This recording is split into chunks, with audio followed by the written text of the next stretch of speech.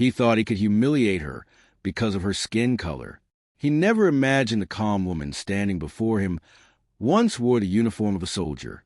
What happened next would leave the entire school speechless. This is not just a story about revenge. It's about respect, courage, and the moment when strength finally speaks for itself.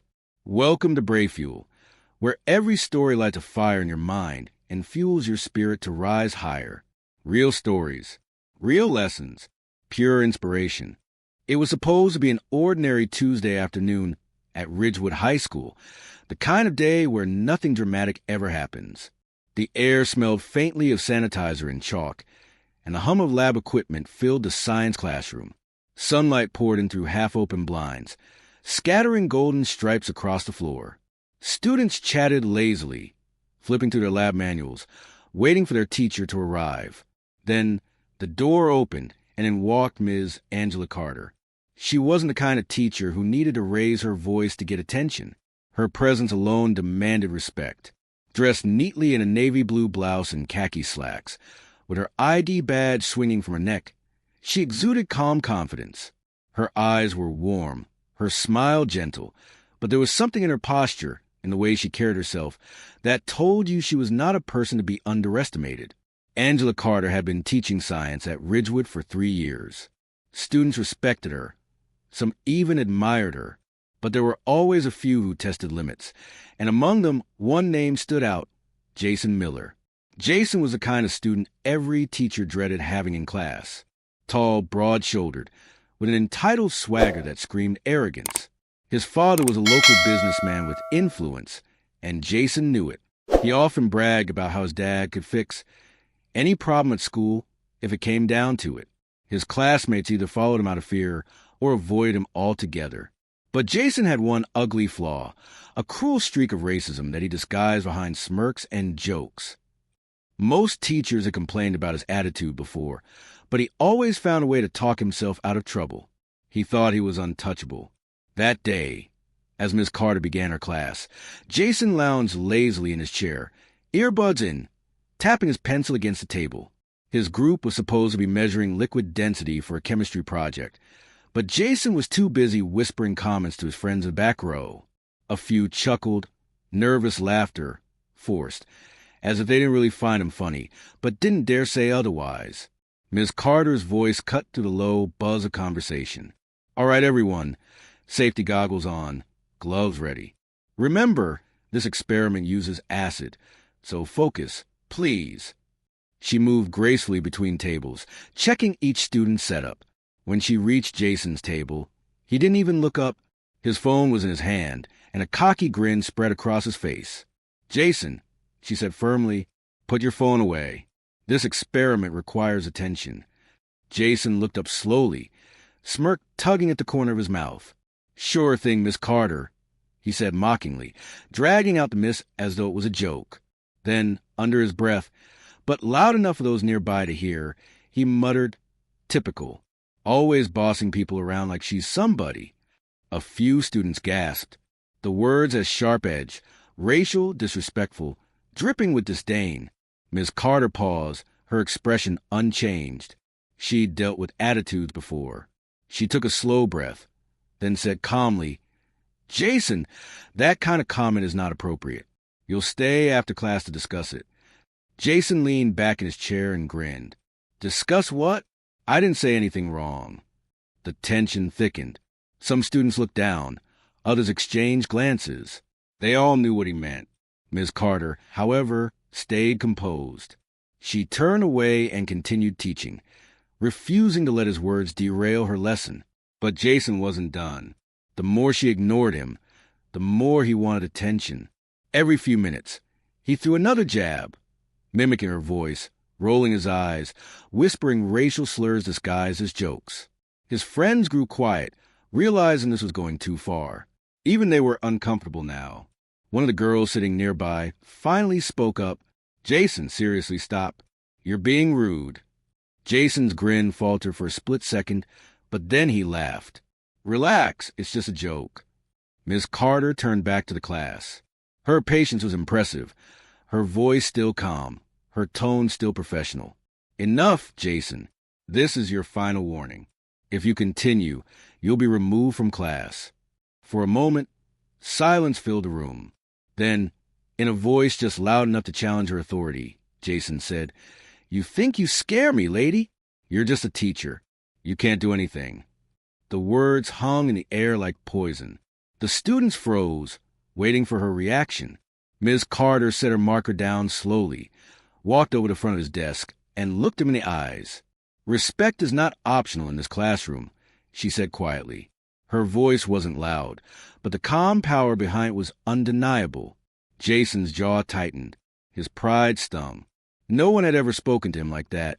Not a teacher, not anyone. The humiliation burned in his chest, and he could feel eyes on him. He wasn't used to losing control. Trying to reassert his dominance, he scoffed and said, "Whatever. You think you're tough or something?" But she didn't answer. She simply turned and continued writing notes on the board, focused on the lesson. And that was what made him snap. The fact that she didn't argue back, didn't yell, didn't give him the reaction he craved, it infuriated him. He wanted to prove something, to show the class he wasn't afraid. In his twisted mind, he thought standing up to her would make him look powerful. He slammed his chair back and stood up suddenly. The loud scrape startled everyone. "Hey!" one student whispered. "Jason, chill out." But Jason didn't listen. He took a few steps toward her desk, his fists clenched. His eyes were dark with anger. Miss Carter turned around slowly, her face calm but firm. "Sit down, Jason," she said evenly. "Don't make a mistake you'll regret." But Jason wasn't thinking straight anymore. The anger and shame had blinded him. "You don't tell me what to do," he spat. "You think just because He stopped mid-sentence, but everyone knew what word he was about to say. The room went silent. You could hear hearts pounding. Every student watched in disbelief as Jason, the school's notorious bully, stood face to face with a teacher he thought was defenseless. But little did he know, Ms. Carter wasn't just any teacher. Behind that calm smile and gentle tone was a woman who had faced real danger, real battles, and had seen the worst humanity could offer. She had been through storms far greater than the teenage rage standing in front of her. The room felt heavy, like the air itself was holding its breath. Every student in that lab knew what was about to happen wasn't normal. It was the kind of moment that freezes in your mind forever, the kind that makes you forget where you are and what's supposed to be just a class. Ms. Carter stood by her desk, calm but alert. Jason towered over his table, chest rising and falling fast, his anger boiling just beneath the surface. His friends shifted uncomfortably in their seats, realizing this wasn't going to end well. "Jason," Ms. Carter said in a steady voice, "I need you to take a seat. Now." But Jason didn't move. His eyes were locked on her, burning with defiance. "Why? You think you can order me around just because you wear a teacher badge?" The words were sharp, dripping with disrespect. A few students gasped. Others whispered nervously, not sure whether to step in or stay quiet. Ms. Carter took a small step forward, not in fear, but in quiet authority. "Jason, you're escalating the situation. I'm asking you to calm down." He scoffed, taking a half step closer. "Calm down? You humiliated me in front of everyone. You think you can talk to me like that?" Her voice remained calm. "Jason, nobody humiliated you. You chose your behavior. Now, take responsibility and sit." Before she could finish, Jason slammed his hand down on the table. The sound echoed through the room like a gunshot. Beakers rattled. Someone screamed softly. One of the students reached for their phone. Trembling, Miss Carter didn't flinch. Her expression stayed composed, but her eyes narrowed slightly, not in anger, but in warning. "Jason," she said again, this time more firmly, "that's enough." He smirked. "You think you scare me?" Her silence seemed to fuel his rage. He stepped around the table, his boots thudding against the tile floor. The room felt colder now. The hum of the lab machines faded into the background, replaced by a suffocating tension. Every student knew this was a moment to stop, to walk away. But Jason didn't. He was too far gone, too blinded by his own ego. "You think just because you're some kind of authority you can talk down to me?" he spat. "You're nothing." The words struck the room like lightning. You could feel the collective shock ripple through the students. But Ms. Carter didn't let his insult break her composure. She met his glare with quiet strength and said softly, "Jason, I'm giving you one final warning. Step back and leave this classroom right now." For a brief moment, something flickered in his eyes, maybe guilt, maybe doubt, but it disappeared just as quickly. He wanted to prove he wasn't scared. He wanted power, even if it meant crossing a line that couldn't be uncrossed. And then it happened. In a flash of fury, Jason reached out and grabbed Miss Carter by the throat. Gasps filled the air. Several students screamed. One chair fell over as someone jumped to their feet. Time seemed to slow. Ms. Carter's back hit the edge of the desk, and for a second, the class froze. No one could believe what they were seeing. Jason's hand trembled slightly as it pressed against her neck. It wasn't just aggression anymore. It was fear, confusion, and rage all tangled together. He didn't even seem to realize what he'd done. "Say something now," he barked, his voice shaking. "You're not so tough now, are you?" The students panicked. A girl shouted, "Stop it, Jason," while another boy pulled out his phone, recording everything. But Ms. Carter's face remained eerily calm. Her breathing was steady, her eyes clear. Even with his hand around her neck, she didn't look afraid. She looked in control, because deep inside her, something old had awakened. Something forged long before she ever became a teacher. Years of military training, discipline, and mental toughness kicked in like instinct. She didn't panic. She didn't lash out. Instead, she moved with precision. In one swift motion, Ms. Carter's right hand gripped Jason's wrist, applying pressure to a nerve point. His eyes widened in pain. Before he could react, she shifted her weight, turned slightly, and with the efficiency of a soldier, flipped him over her shoulder. The sound of his body hitting the floor echoed across the room. The entire class gasped. Jason landed hard on his back, groaning in shock. His friend stood frozen, eyes wide. For a moment, no one moved. The only sound was a faint whirring of the ventilation system. Miss Carter stepped back, breathing slowly, keeping her distance, but ready if he tried anything again. Her voice came out steady and strong. "You never, ever lay your hands on a teacher, or on anyone." Jason's face turned red, part anger, part embarrassment. He tried to get up, but winced in pain. He looked around the room, realizing every phone camera was pointed at him. Every witness saw exactly what happened. The class had just seen something they'd never forget. Not just a fight, but a complete reversal of power. The boy who thought he ruled the room now sat on the floor, humbled, defeated, and exposed. "Stay where you are," Miss Carter ordered, her tone sharp but composed. She reached for the intercom and called for Principal's office. Her voice didn't even shake. Within seconds, the door burst open. 2 security officers and the vice principal rushed in. They found Jason on the floor, clutching his wrist, and Miss Carter standing firm, her expression unreadable. "What happened here?" the vice principal demanded. Before Jason could speak, 3 students stepped forward at once. "He attacked her," one of them said. "He grabbed her by the throat." Another added, "She defended herself. We saw everything." Jason's mouth opened, but no words came out. The truth was already out, and the videos proved it. As the officers escorted him out of the room, he looked over his shoulder at Ms. Carter. She didn't look triumphant. She didn't smirk or gloat. She simply said, "I hope you learned something from this." Her words were calm, almost gentle, the voice of someone who didn't fight out of anger, but out of discipline. The class remained silent as the door closed behind them. No one knew what to say. They had just witnessed something that would be whispered about for months. The day Jason Miller crossed a line and met the unshakable strength of Ms. Angela Carter.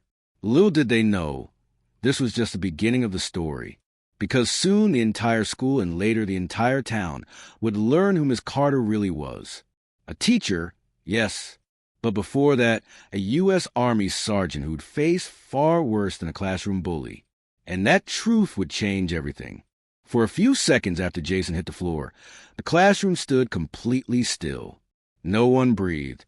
No one spoke.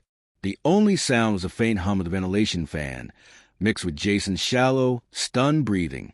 Miss Carter stood tall, her chest rising and falling slowly, her eyes fixed on a boy sprawled at her feet. She hadn't hurt him badly.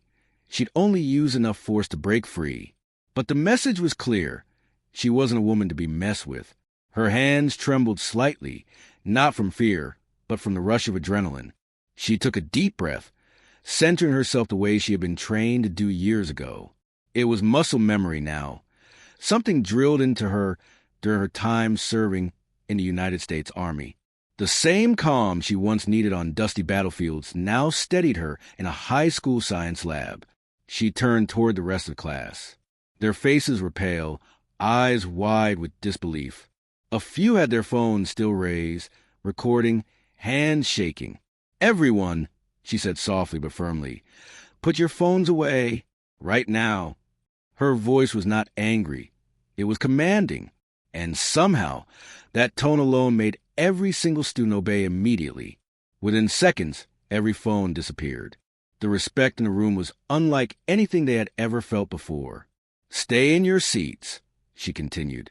"Help is on the way." Jason groaned on the floor, rubbing his wrist and neck. His pride was more bruised than his body. You attacked me," he shouted weakly. Miss Carter's eyes met his. They were steady, calm, almost sad. "No, Jason," she said quietly.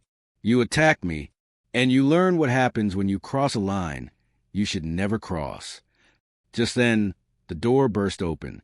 2 school security officers and the principal, Mr. Thompson, rushed in.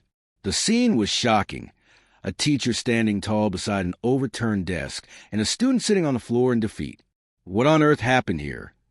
the principal demanded. Before Ms. Carter could answer, one of the students blurted out, "He grabbed her." Jason grabbed her by the throat. Another added, "We saw it." She defended herself. "She didn't start it." Dozens of voices erupted at once, all confirming the same story. Jason's head dropped as the truth closed in around him. Mr. Thompson turned to Ms. Carter. "Are you all right?" She nodded slowly. "I'm fine, sir. The situation's under control."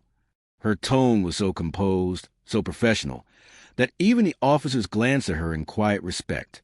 One of them, a former Marine himself, noticed the way she stood, balanced, alert, feet slightly apart, ready for anything. It was the stance of someone who had been trained to handle pressure. As they escorted Jason out, he muttered, "You'll pay for this? My dad will make sure of it." Ms. Carter didn't reply. She simply watched as the door closed behind him. And with that, silence returned to classroom. The principal told the students to pack up and head to the library while they sorted things out. As they left, a few paused by Ms. Carter's desk. "Ma'am," one student said quietly, "you were amazing." She smiled faintly.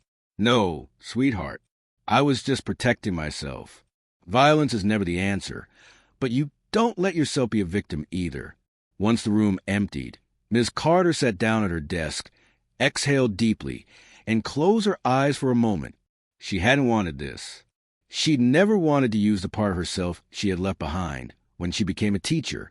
But when Jason's hand reached for her throat, instinct had taken over. The soldier within her had woken up. As she sat there, her mind drifted back to another time, another life. Years ago, she had worn a uniform instead of a cardigan. She had stood not before students, but before soldiers, young recruits looking to her for guidance. Sergeant Angela Carter, U.S. Army, decorated for discipline and courage. She'd served 2 tours overseas, leading teams through chaos and fear. She had seen men twice Jason's size crumble under pressure. She had learned to control her emotions, to stay calm even when the world fell apart around her. After her honorable discharge, she chose to dedicate her life to something different, building minds instead of defending borders. Teaching gave her purpose, peace, and hope that she could make a difference in the lives of young people. But today, that peace had been tested. The principal returned to the classroom after a few minutes, closing the door gently behind him. "Angela," he said softly, his voice carrying both concern and admiration. "The board will need a full report, but the student statements and the videos are clear. You acted in self-defense." "I understand," she replied. "I never wanted to get that far. I tried to de-escalate." "I know you did," he said. You handled yourself exceptionally. To be honest, most teachers would have panicked. She smiled faintly. Well, I've had some training. He raised an eyebrow. Training? She hesitated for a moment, then said, I serve in the Army. 13 years. The principal blinked. That explains a lot. Word spread through the school faster than wildfire. By the end of the day, every hallway buzzed with whispers. Did you hear? Ms. Carter flipped Jason Miller. No way. She used to be in the Army? Yes, Sergeant Carter. That's what someone said.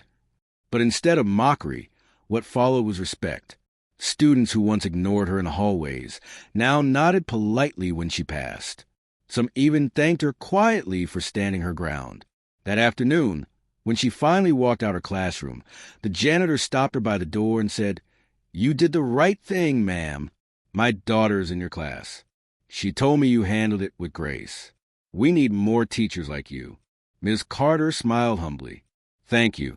But let's just hope we never have to handle something like that again. Later that night, as she sat alone at her kitchen table, the day's events replayed in her mind. The fear in Jason's eyes, the gasps of her students, the strength that came back to her in that split second when it mattered most. She wasn't proud of the fight, but she was proud of how she had stayed true to her principles. She didn't hurt Jason out of anger. She didn't act from revenge. She acted from survival, discipline, and courage, values she had carried from the battlefield into the classroom. That night, she whispered a quiet prayer. Lord, thank you for giving me strength without hate and power without pride. She didn't know it yet, but this incident, this one shocking moment, would change not just her life, but the culture of the entire school. Because from that day forward, Ms. Angela Carter wasn't just a science teacher. She was a woman who stood her ground with dignity, and in doing so, reminded everyone that true power doesn't come from anger. It comes from courage, restraint, and self-respect. The next morning, Ridgewood High didn't feel like Ridgewood High anymore. The usual chatter in the hallways was replaced by whispers. Students huddled in corners, trading versions of what had happened in Ms. Carter's science lab. Some exaggerated. Some got the details wrong. But one fact remained the same in every version. Jason Miller had attacked Ms. Carter, and she had taken him down. By the time the first bell rang, the entire school was buzzing. Even teachers in the staff room had heard bits and pieces. Some were shocked. Others, quietly, were proud. When Ms. Carter entered the building, heads turned. Normally, she walked unnoticed through the halls. But today, students paused mid-conversation, watching her with awe and admiration. A few even clapped softly when she passed. She didn't respond with pride or arrogance. She simply gave a polite nod and continued walking toward the principal's office. She knew today wasn't about applause. It was about accountability, truth, and professionalism. Inside the principal's office, the atmosphere was tense but respectful. Principal Thompson sat behind his desk, hands folded. Next to him was Mrs. Lewis, the district's disciplinary officer, and Mr. Hargrove, a representative from the school board.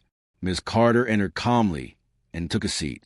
Ms. Carter, Mr. Thompson began, we've reviewed the security footage from the hallway cameras, and we've also seen multiple videos from students inside your classroom. Mrs. Lewis leaned forward, adjusting her glasses.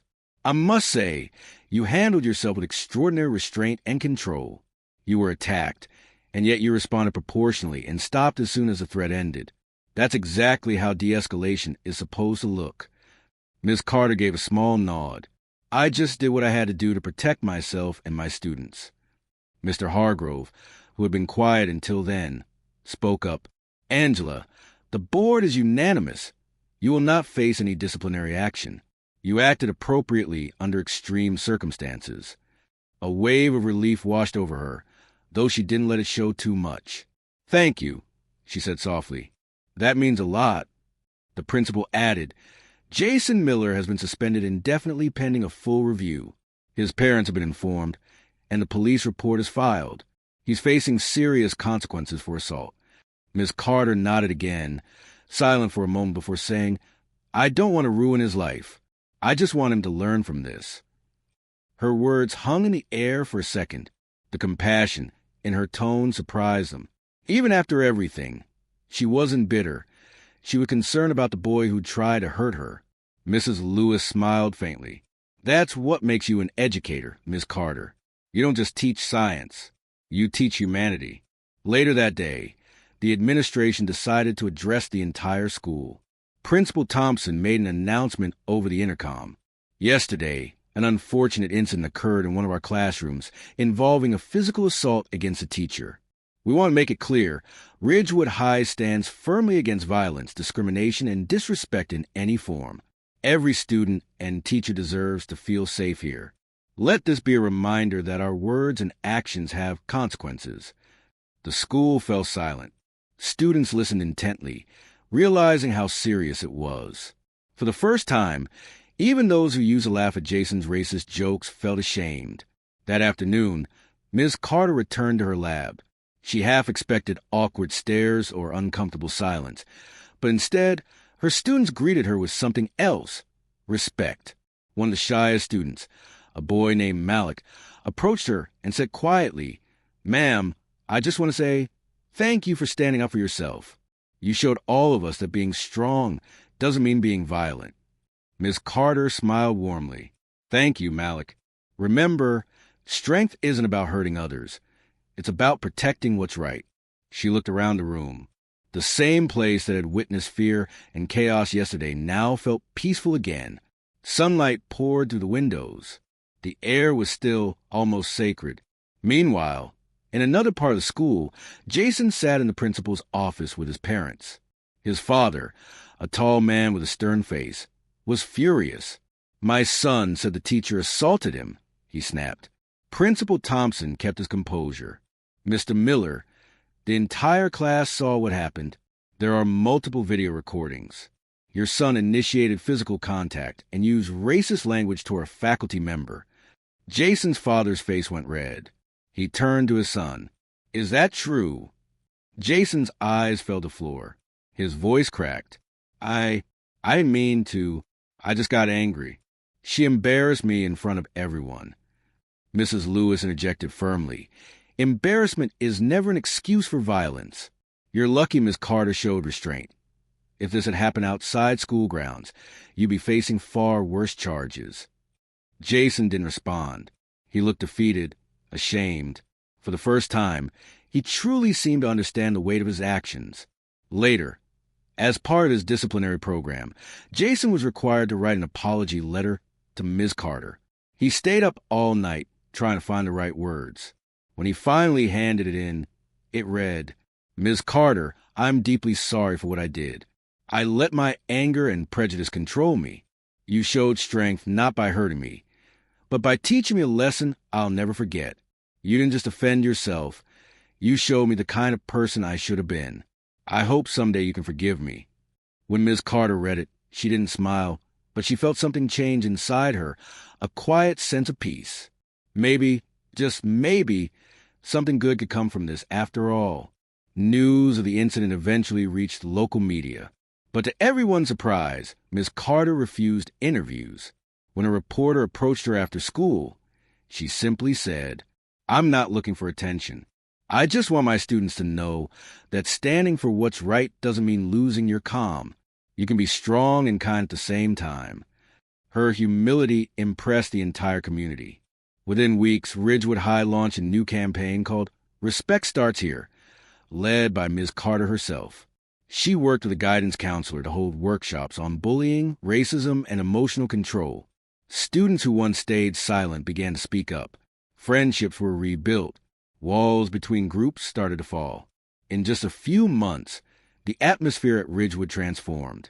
And at the heart of that change was a woman who had turned a moment of violence into a lesson in compassion and courage. That evening, as Miss Carter locked her classroom door and stepped outside, she paused for a moment. The setting sun painted the sky in shades of gold and orange. She took a deep breath and smiled faintly. In her heart, she whispered, "Maybe this was God's way of reminding me that purpose doesn't always come from peace. Sometimes it comes from standing tall in the storm." And with that, she walked down the hall. not as a victim of a classroom incident, but as a symbol of strength, a teacher who had proven that dignity always outshines hate. Months passed since that fateful day in the lab, the day the world of Ridgewood High shifted forever. The shock had faded, but the lesson remained etched in everyone's heart. The story of Ms. Angela Carter, the calm, composed teacher who stood tall against hate, had become a quiet legend in the school halls. But for Ms. Carter, it wasn't about being remembered. It was about making sure the right change took root. It was early spring. The air was crisp, the trees were blooming, and the sound of laughter had returned to Ridgewood High. In the science wing, Ms. Carter prepared her classroom for a new semester. She moved with her usual focus, straightening the lab tables, arranging beakers, and writing a quote on the board. The quote read, "Strength doesn't come from power. It comes from peace." When her students entered, they paused for a moment, staring at those words. One girl whispered to her friend, "That's so her." The class had changed, not just in who was sitting there, but in how they treated one another. The cruel jokes had stopped. The mocking tones were gone. And when someone said something disrespectful, others immediately spoke up. Ridgewood High wasn't perfect. No school ever is. But it was healing. And in the center of that healing was Ms. Carter, her steady voice guiding them through science lessons that somehow always ended with a life lesson, too. Then came a day Ms. Carter hadn't expected. It was a Wednesday afternoon when Principal Thompson knocked on her classroom door. "Angela," he said gently, "there's someone here who wants to speak with you. Only if you're comfortable, of course." She looked puzzled. "Who is it?" He stepped aside, and there stood Jason Miller. He looked nothing like the angry, arrogant boy from months ago. His shoulders were hunched, his expression humble. The once defiant gleam in his eyes was gone, replaced by something else, regret. Miss Carter didn't speak at first. She simply nodded to the principal and said, "That's fine. Let him in." Jason stepped into the classroom slowly. The silence between them was heavy, but not hostile. He cleared his throat. "Ma'am, I wanted to say this in person. I'm sorry, not just for that day, but for every time I disrespected you." Miss Carter studied him quietly. "I read your letter, Jason. I appreciated it." He nodded. "I meant every word. I've been going to counseling, and I'm trying to change. I even joined the school's diversity club at my new campus. We talk about things like bias and respect. It's opened my eyes." There was a pause. Miss Carter could see the sincerity in his face. She didn't see the bully anymore. She saw a young man learning to face himself. She spoke softly. "People make mistakes, Jason. What matters most is what they do after. Growth begins the moment you take responsibility." Jason's eyes welled up. "Thank you for not giving up on me. You had every reason to hate me, but you didn't." Ms. Carter smiled faintly. "Hate doesn't teach. Love does. Sometimes tough love, but still love." They stood there for a moment in quiet understanding. It wasn't forgiveness that ended years of hate that day. It was grace. When Jason left, Miss Carter felt lighter. For the first time since that horrible afternoon, she felt closure. A few weeks later, Ridgewood High held a special assembly, Voices of Change. It was part of the campaign Miss Carter had started after the incident, focusing on respect, empathy, and unity. The auditorium buzzed with excitement as students filled the seats. Posters around the walls displayed quotes about kindness, acceptance, and courage. When Ms. Carter stepped onto the stage, the applause was thunderous. She wasn't expecting that. She held a microphone and waited for the crowd to quiet down. "Thank you," she began. "But this assembly isn't about me. It's about us, about how we choose to treat each other when things get hard." Her voice was calm, but powerful. I once had a student who let anger and ignorance guide his actions. It nearly destroyed 2 lives, his and mine. But what happened next was more important. He learned. He changed. And because of that, I believe anyone can. She paused, scanning the crowd. Every eye was locked on her. Each of us has a choice every day, to be the reason someone feels small or the reason someone feels seen. Choose to be kind. Choose to listen. Choose to rise above hate. The auditorium erupted in applause. Some students stood, clapping through tears. In that moment, Ms. Carter realized her pain had transformed into purpose.